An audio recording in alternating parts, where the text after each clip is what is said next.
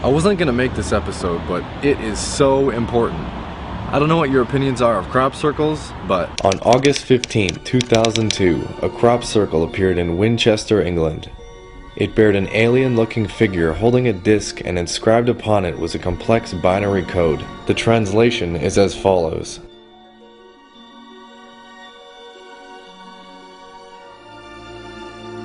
now whether that crop circle was made by humans or aliens, some sort of extraterrestrial species, I do not know. But what it sounds like whoever the creator was talking about was politicians. That's the obvious answer. But there's another layer of deception going on that you need to know about. With the revolution of the internet, it is no longer possible to hide or conceal information from the public. So a popular strategy by these banking elites is to alter or control the information that goes out there. And they do this by hiring what is called agent provocateurs to go out into the public and misinform the people on what is the truth. If you can't control the truth and suppress it, then you have to alter it. That's the strategy. On August 18, 2009, it was reported that radio show host Hal Turner was an FBI agent provocateur who attempted to incite violence by telling his blog readers to take up arms against Connecticut lawmakers, and that government officials should obey the Constitution or die. We all know that violence is not the answer. You know, many people are going to get angry at me for this, for saying what I'm about to say, but that's only because they haven't done the research.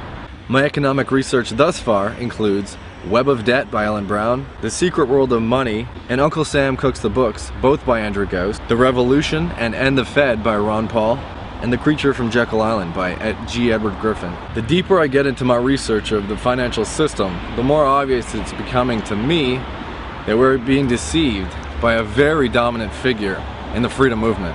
That figure is Ron Paul. You know, and don't get me wrong here, I used to absolutely love Ron Paul. I made a documentary with Ron Paul in it showing his solution, his take, that the gold standard was a solution.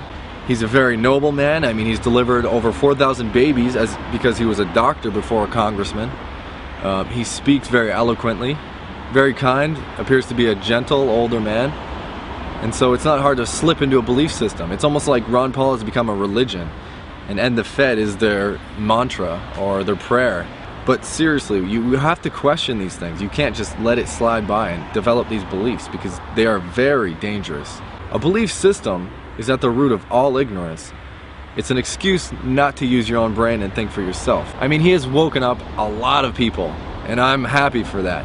But at the same time, whether or not he is intentionally deceiving the people into thinking that the gold standard is a proper solution, then he is as guilty as the mainstream media. Fractional reserve banking itself derived from the gold standard. Goldsmiths realized that people would not all come for their gold at the same time, and so they were able to inflate the currency at will. If we had a gold standard, those who hold the gold would still be able to inflate the currency, and that is not a sound economic system whatsoever. Ron Paul deals with the people over at the Mises Institute, where they're all believers in the gold standard. And I don't know how you could come to that conclusion if you know the real history of the monetary system. It is such a ridiculous idea to think that you can have money backed by gold, a finite resource which is controlled mostly by the people who control the system now. It makes no sense. Release that belief, my friends. You know, if I had to guess, I would say Ron Paul is probably just misinformed. He seems very sincere, and you kind of get a feeling that he believes what he says. But at the same time, we can never know for sure.